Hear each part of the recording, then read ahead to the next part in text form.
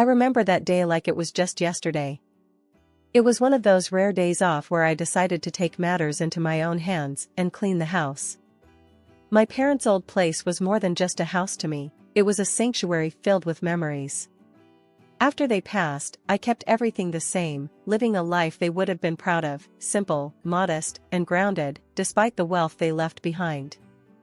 So, there I was, knee-deep in dust and nostalgia, wearing the most unflattering outfit you could imagine, an old tee and faded jeans, hair tied up in a makeshift bun, with gloves that had seen better days.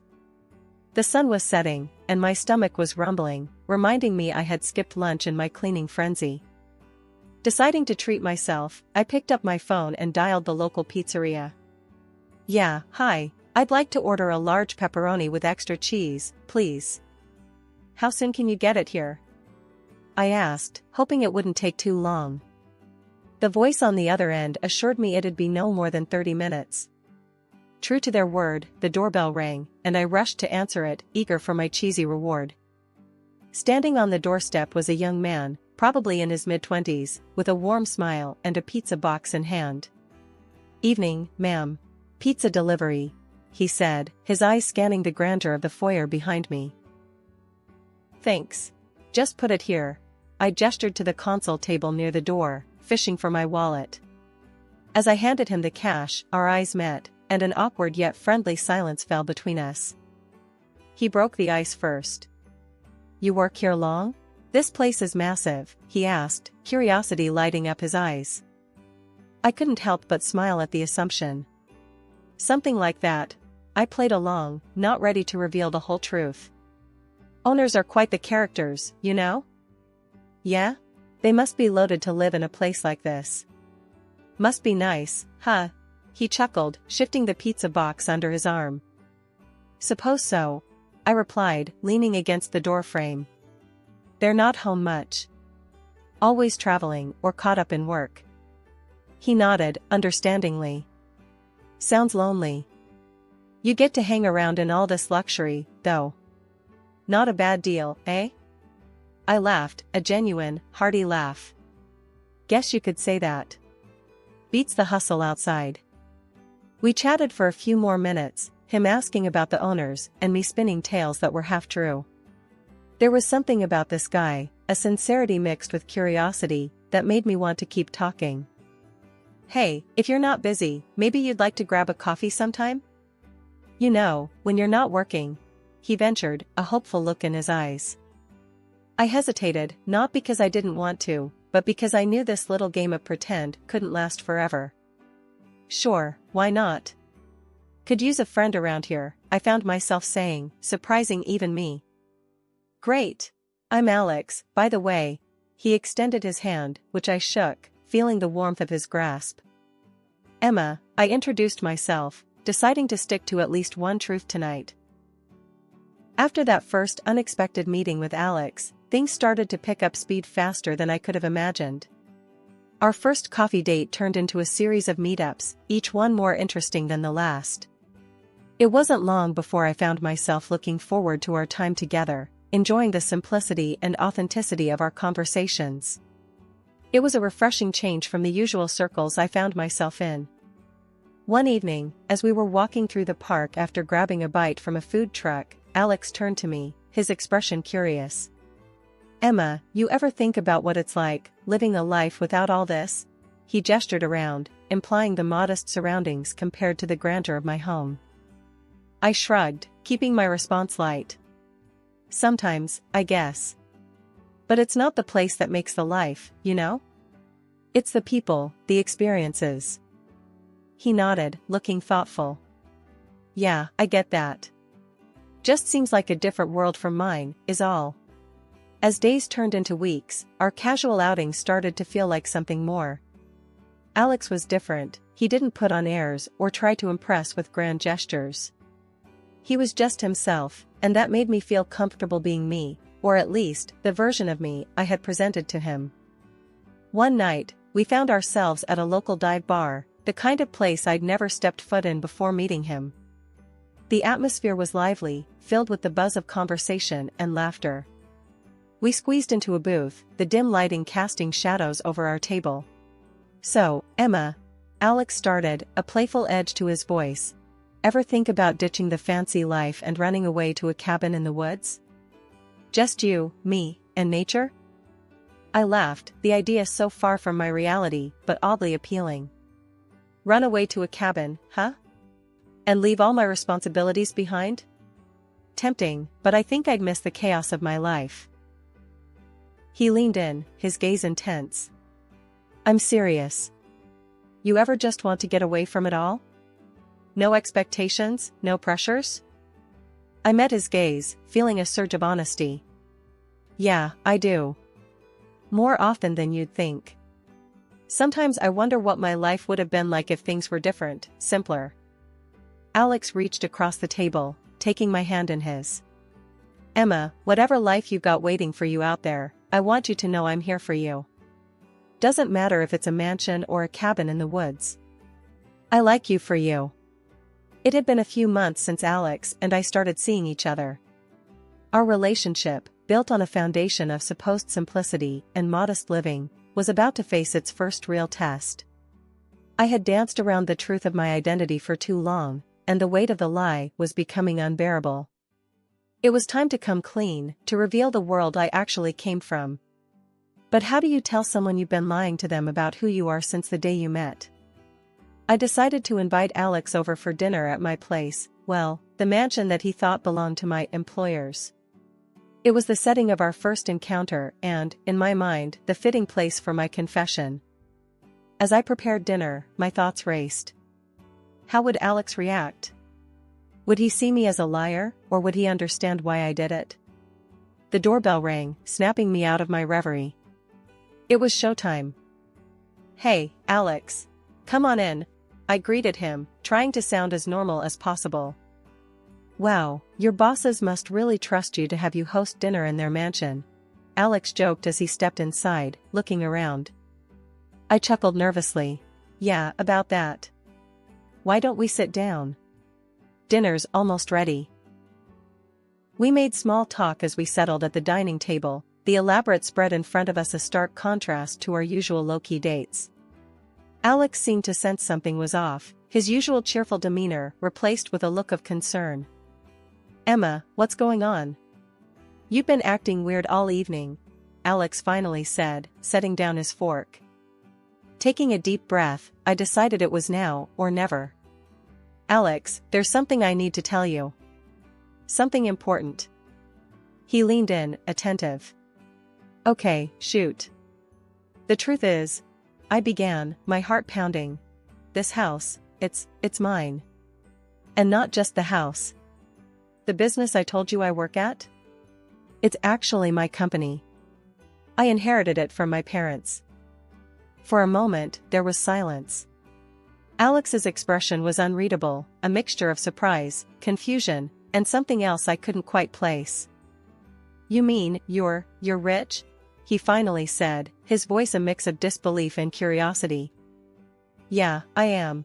And I'm so sorry I didn't tell you sooner. I wanted to keep things simple. I wanted someone to like me for me, not my money, I explained, bracing myself for his reaction. Alex sat back, processing the news. Wow, that's a lot to take in. So, every time we talked about your bosses, you were actually talking about yourself? I nodded, feeling a lump form in my throat. Yes. And I understand if you're mad or if you want to leave. I just couldn't keep lying to you. There was a long pause, during which I could almost hear my heart beating. Then, Alex reached across the table, taking my hand in his. Emma, I won't lie and say I'm not shocked. But I'm not mad. I get why you did it. This world is full of people who would kill to be in your shoes, not for the responsibility, but for the perks. You wanted to avoid that, to find something real. I respect that, he said, his gaze sincere. I felt a wave of relief wash over me, mixed with a twinge of guilt for ever doubting him. Really? You're not upset? Alex shook his head. No. I like you, Emma. Not your money, not your mansion. You. This doesn't change how I feel. His words were like a balm to my frayed nerves. The fear of rejection, of judgment, melted away, leaving a sense of hope and newfound trust between us. "Thank you, Alex. That means everything to me," I said, feeling a weight lift off my shoulders. We spent the rest of the evening talking openly about my life, my family, and the business. I shared stories I had never told anyone, feeling a connection to Alex that went deeper than before. After I let Alex into the real world of my wealth, things took a turn I didn't expect. He was all in, more than I ever dreamed. One evening, out of the blue, he dropped the question that would change everything. "Marry me, Emma," he said, his eyes shining with something fierce. "Let's do it big, in some jaw-dropping place. Then jet off somewhere, just you and me." The idea set my heart racing. A family with Alex, something real and mine, was all I ever wanted. But his vision of grandeur threw me. "Alex, I love the thought of us, a future," I started, trying to keep my voice steady. "But why all the flash? Can't we discover each other without splashing out?" He didn't take it well. The look on his face was like I slapped him. "What, my idea's not good enough?" he shot back, a sharp edge in his voice. "No, it's not that," I hurried to explain. "It's just, I thought, maybe we could keep it simple, focus on us." He scoffed, shaking his head. "Simple. Right. You're probably just too embarrassed to waste your cash on someone like me." That stung. "Alex, stop. It's not about the money. I thought you knew that." He didn't say anything for a moment, just stared at me like he was seeing me for the first time. Then, without another word, he walked out. He ghosted me for days after that, leaving me to stew in worry and doubt. Had I hurt him that bad? Was I wrong? I couldn't stand the silence and uncertainty. I picked up the phone and dialed his number, my heart pounding in my chest. "Alex?" I said when he finally answered, my voice barely above a whisper. "Emma," he replied, his voice cold, distant. "I'm sorry," I blurted out, the words tumbling out in a rush. "If the wedding you want is what you need, we can talk about it. I miss you." There was a pause, long enough for my heart to sink. Then, slowly, he spoke. "I miss you too. Maybe I pushed too hard. It's just, being with you, it's all so new to me." I got carried away. Relief washed over me, warm and soothing. "It's okay, Alex. We're in this together, right? Let's figure it out, find a middle ground." "Yeah," he said, a hint of the old warmth returning to his voice. "Together." We met up the next day, talked for hours about what we both envisioned for our future. It wasn't easy, navigating the clash of dreams and realities, but we were committed. We agreed to take things slow, to focus on building us, before diving into any lavish plans. Living with Alex in my house started off as a dream. But dreams can get complicated fast, especially when they start messing with reality. Alex settled in quicker than I thought possible, acting like he owned the place. He'd walk around, making plans about changing furniture and fixing up rooms as if it were his personal project. One evening, he dropped a bombshell that caught me completely off guard. "Emma, we need to talk," Alex began, his tone serious, a stark contrast to his usual easygoing self. I paused, sensing the gravity in his voice. "Okay, what's up?" I asked, trying to keep my voice light. He took a deep breath, then let it out, slowly. "I've been thinking, about us, about how people see us. I know what it looks like, me moving into your place, all this." He gestured around, encompassing the luxury of the house in one sweeping motion. I frowned, not liking where this was heading. "What about it?" I asked, a defensive edge creeping into my voice. "It's just, I don't want anyone thinking I'm with you for the money, for the house. It makes me feel like a total jerk," he admitted, looking down at his hands. I softened, understanding his concern but unsure of the solution. "Alex, you know that's not true. Why does it matter what anyone else thinks?" "Because it does, Emma. To me, it does," he shot back, frustration lacing his words. I need to know that you trust me, really trust me. And I do, Alex. But what are you getting at? I pressed, a sense of unease growing in my stomach. He looked up, his eyes meeting mine with a resolve I hadn't seen before. I want us to sign a prenup. I'll give up any claim to your property, your money. I don't want a penny if things don't work out. The suggestion took me aback. A prenup? I echoed, the idea swirling in my head. Yeah, a prenup. But there's more, he continued, hesitating before plunging ahead.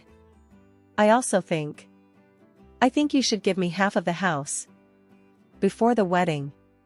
So I can feel like it's really our home, not just me living in your shadow.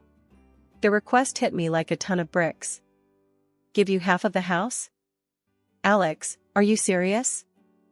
I asked, my voice rising in disbelief. He nodded, earnestly. Yes, I'm serious. It's the only way I'll feel like I'm not just some charity case you're taking care of. I need to feel like an equal in this relationship. The conversation spiraled from there, his words echoing in my head long after we'd stopped talking. The idea of giving Alex the house, of proving my trust in such a tangible, irreversible way, felt daunting. Yet, his plea tugged at my heartstrings. He was convincing, passionate even, about making this work, about us being equals. In a moment of emotional turmoil, I agreed. Okay, Alex. If it means that much to you, we'll do it your way, I said, the words tasting like ash in my mouth. Walking out of Mr. Thompson's office, I was still in a daze from what we'd just done. The paperwork, the formalities, it all felt surreal. But the cold slap of reality came faster than I could have imagined.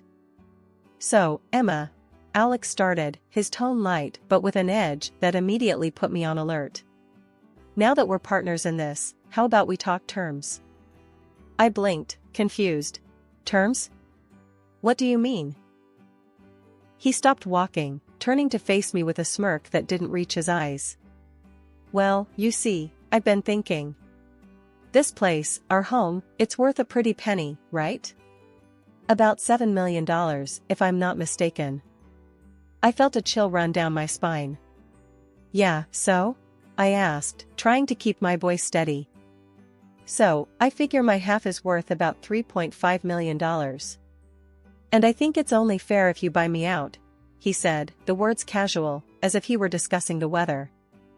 My heart stopped. Buy you out? Alex, what are you talking about? This was supposed to be our home, not an investment. He laughed, a sound that made my stomach turn. Our home?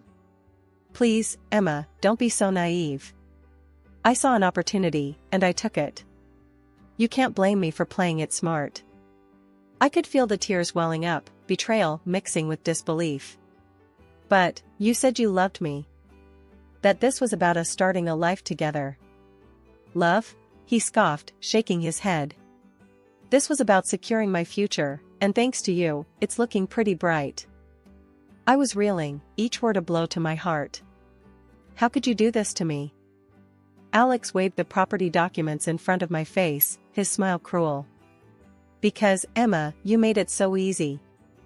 I mean, who signs over half their house to someone without a second thought? You really are a fool. The words cut deeper than any knife. I stood there, frozen, as he continued to mock me, laughter echoing off the walls of the world we had built together, a world that was crumbling around me. You'll regret this, I finally managed to say, my voice a whisper. He stopped laughing, his gaze cold and calculating. I doubt it.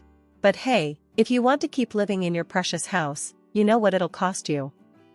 With that, he walked away, leaving me alone with the ruins of my trust and love. In that moment, I knew I had made a monumental mistake, one that would change the course of my life forever. But as the initial shock faded, replaced by a burning anger and determination, I vowed to fight back. Alex may have thought he won, but this was far from over. Walking back into Mr. Thompson's office felt like stepping into a safe haven after being out in a storm. The look on his face told me he'd been expecting this mess from the get-go. Mr. Thompson, I've messed up big time, I blurted out, barely able to keep my composure. He gestured for me to sit, his demeanor calm and collected. "Tell me everything, Emma." And so, I did. Every sordid detail spilled out, my voice shaky but determined. When I finished, Mr. Thompson didn't seem surprised. Instead, he looked thoughtful, almost as if he'd anticipated this all along. "Emma, there's something you should know about your father's will," he began, his tone serious. "He made it clear that the house would be yours, fully and completely, but only after you're married. Since that hasn't happened, legally, the transaction you made with Alex holds no water." I sat there, stunned, as his words sunk in. "So, you're saying, the house is still mine? Alex has no claim to it?" "Exactly," Mr. Thompson confirmed, a slight smile on his face. "Your father was a wise man. He protected you, even from beyond." Relief washed over me, followed by a surge of righteous anger. I want to make Alex regret ever trying this. "Is there anything we can do?" Mr. Thompson leaned back in his chair, tapping a pen against his chin. "Well, there's the matter of taxes. If he were the legal owner, he'd be responsible for a hefty sum in property and land taxes. Not to mention, there are restrictions on selling or transferring his share within 3 years of acquisition." A plan began to form in my mind, and with Mr. Thompson's guidance, I knew exactly what to do. I didn't waste any time. Picking up my phone, I dialed Alex, my heart pounding with a mix of nervousness and exhilaration. "Alex, we need to talk about the house," I said, my voice steady. He sounded cautious, but smug. "What about it, Emma?" I took a deep breath and launched into my spiel. "According to the law, you're now on the hook for a massive amount in property taxes. And let's not forget the land tax. Oh, and you can't sell or even give away your share for 3 years. So, good luck with that." There was silence on the other end, and I could almost hear the gears in his brain grinding to a halt. "This is some kind of joke, right?" Alex finally managed, his voice a mixture of disbelief and panic. "No joke, Alex. You wanted the house, you got it, along with all its obligations. Enjoy dealing with the IRS," I said, a hint of satisfaction creeping into my voice. Hanging up the phone, I felt a weight lift off my shoulders. It wasn't just about the house or the money. It was about standing up for myself, about not letting someone's greed and manipulation dictate my life. Mr. Thompson smiled approvingly. "Well done, Emma. Your father would be proud." That evening, just as the sun dipped below the horizon, casting long shadows across the front yard, Alex showed up at my door, a look of desperation plastered across his face. The air between us was thick with tension, the kind that makes your skin crawl. "Emma, listen, I'm sorry," he stammered, avoiding eye contact. "I think you got it all wrong. About the house, the taxes. I need help." I couldn't help but let out a laugh, not because anything was funny, but because of the audacity. The nerve of him, showing up like this after everything. "Sorry? You think a simple sorry is going to cut it after what you pulled?" He shuffled uncomfortably, his eyes darting around, looking for any sign of sympathy. The taxes, Emma. They're going to bury me. You know I can't afford them." Standing there, watching him squirm, a sense of empowerment washed over me. I reached into my pocket, pulling out the documents, the very ones that could have sealed my fate to his. "You want to know about taxes? Let me show you something." With a dramatic flourish, I tore the documents into shreds, letting the pieces flutter to the ground like the first snow of winter. "There. Consider yourself saved from the taxes. This deal? It was never valid. We're not married, Alex. You never had a claim to my house. My dad made sure of that. You're free to go, free from any taxes this house might have saddled you with." The look on his face was priceless, a mix of confusion, relief, and something else, defeat, maybe. He was speechless, his mouth opening and closing like a fish out of water. "But, Emma, he started, but I wasn't having any of it." "No buts, Alex. It's over. And just to be clear, I said, stepping closer, my voice low but fierce. If I see you around here again, I'm calling the cops. Got it? He nodded, a defeated slump to his shoulders, then turned and walked away, his steps heavy with the weight of his failed scheme. Watching him go, I felt a chapter of my life closing, one I was all too happy to end. As I gathered his belongings, dumping them unceremoniously on the curb, a promise to myself took shape in my mind. Never again would I let myself be so blinded by love or anything else that I ignore the glaring warning signs. I had learned my lesson, a costly one, but one that would guide my steps moving forward.